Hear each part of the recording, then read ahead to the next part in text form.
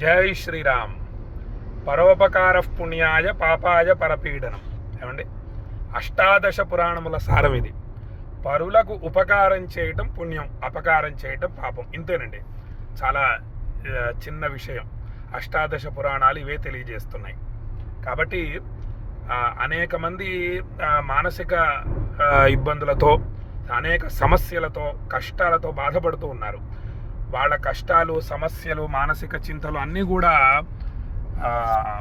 అగ్నిలింగాన్ని, అరుణాచలేశ్వర స్వామిని వారి గోత్రనామాలతో అభిషేక పూజలు, గిరి ప్రదక్షిణ చేసి ఆ యొక్క సమస్యలను, కష్టాలను, మానసిక చింతలను అన్నిటినీ కూడా భస్మం చేయాలి అన్న సత్సంకల్పంతో అరుణాచల మహాక్షేత్రానికి బయలుదేరి వెళుతున్నాను. కొన్ని పనుల మీద శ్రీశైల క్షేత్రం నుండి భాగ్యనగరానికి రావడం జరిగింది. భాగ్యనగరం నుంచి బయలుదేరి వెళుతున్నాను.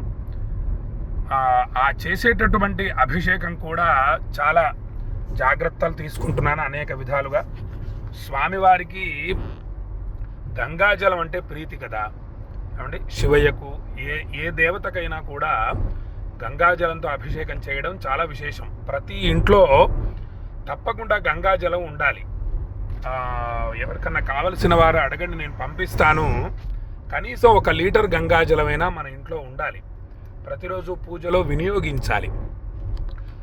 త్రివేణి సంగమం నుంచి తీసుకొచ్చినటువంటి గంగాజలం, హరిద్వార్ నుంచి తీసుకొచ్చినటువంటి గంగాజలం తీసుకోవటం జరిగింది.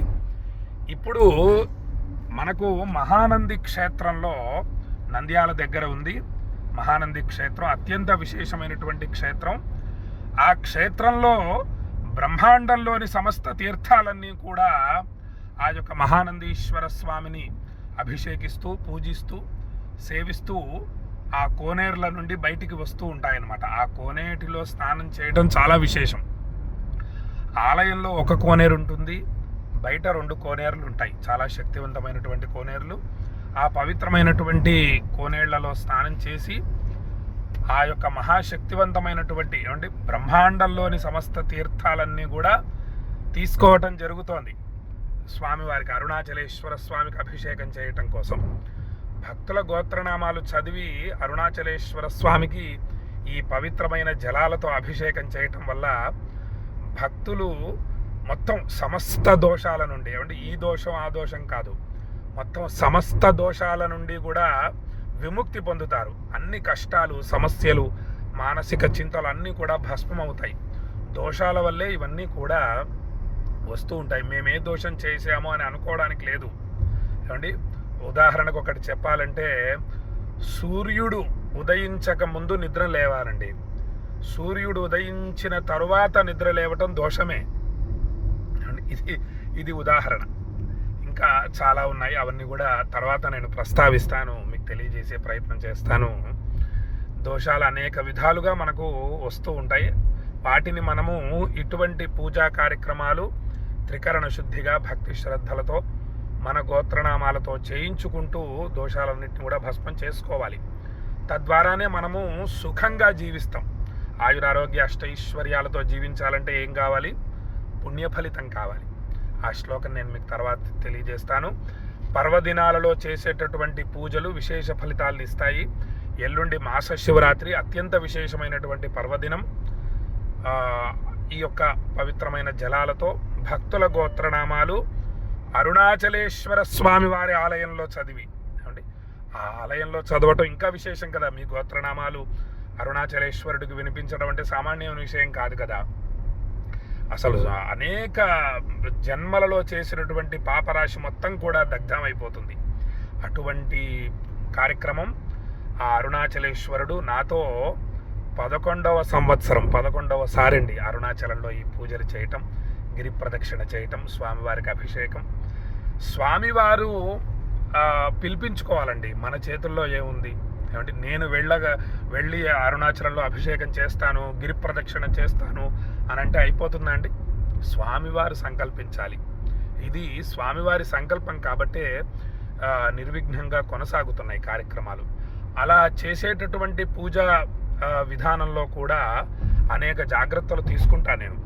భక్తుల గోత్రనామాలు చదివే విషయంలో చాలా స్పష్టంగా, త్రికరణ శుద్ధిగా ఆ అరుణాచలేశ్వరుడు వింటున్నాడు అన్న భావనతో చదువుతాను ఆ స్వామివారి ఆలయంలో. అలా చదివి అభిషేకం శ్రద్ధగా చేయాలండి, మన ధర్మం అది. అలా చేస్తేనే ఇంకొకసారి స్వామివారు పిలిపించుకుంటారు కదా. స్వామివారి మనస్సులో స్థానం సంపాదించుకోవాలి అంటే అరుణాచలేశ్వరుడు అంటే ఎవరికి ప్రీతి కాదు, శివుడు అంటే అందరికీ ఇష్టమే. శివుడికి నేను ఇష్టమా కాదా అని చూసుకోవాలి. అలా అనేక ధర్మాలు ప్రతిరోజు పాటిస్తూ ఉండాలి అనేక విషయాలలో. అంటే తల్లిదండ్రులని జాగ్రత్తగా చూసుకోవటం, భార్యా పిల్లల్ని జాగ్రత్తగా చూసుకునే విషయం, తర్వాత మన సహచరులను జాగ్రత్తగా చూసుకునే విషయం, అనేక విషయాలు ఉంటాయి. మనము పాటించవలసిన ధర్మాలు అనేకం ఉంటాయి. అవన్నీ కూడా శ్రద్ధగా పాటిస్తూ ఉంటే పరమేశ్వరుడికి ఏమండి పరమశివుడికి మనం ఇష్టమవుతాం. మనం అంటే అప్పుడు ప్రీతి కలుగుతుంది స్వామికి.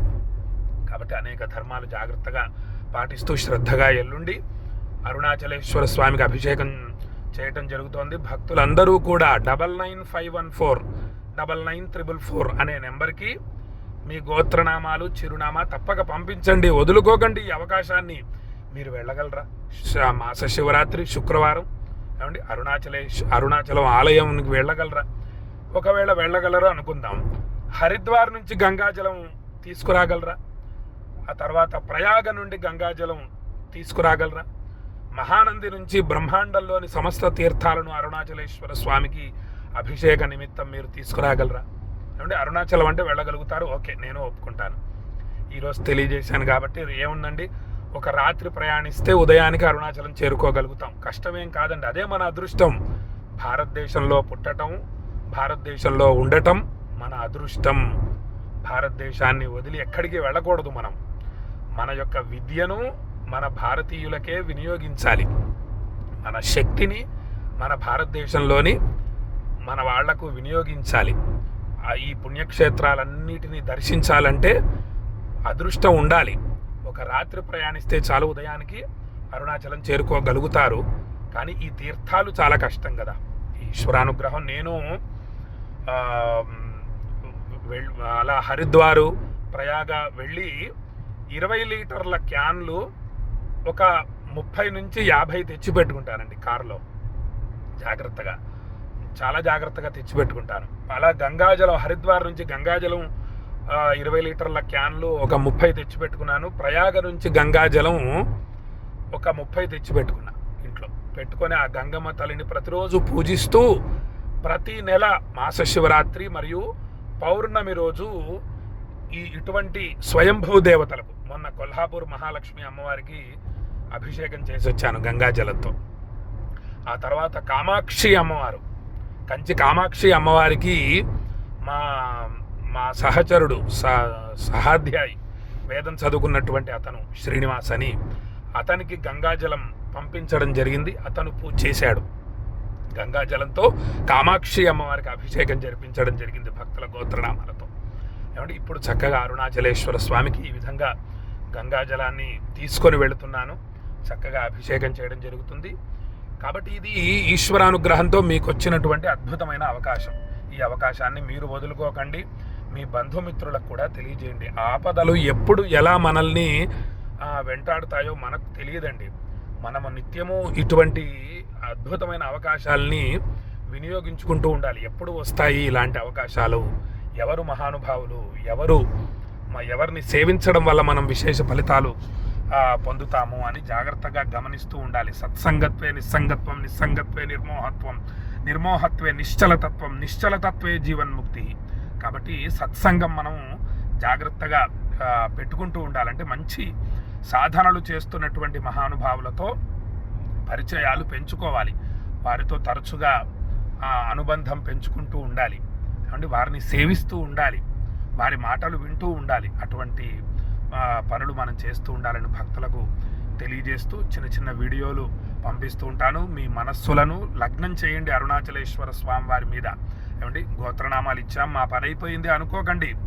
చక్కగా పూజలు పూర్తయి ప్రసాదాలు మీకు అంది, ప్రసాదాలు స్వీకరించే వరకు కూడా అరుణాచల శివ, అరుణాచల శివ, అరుణాచల శివ, అరుణాచల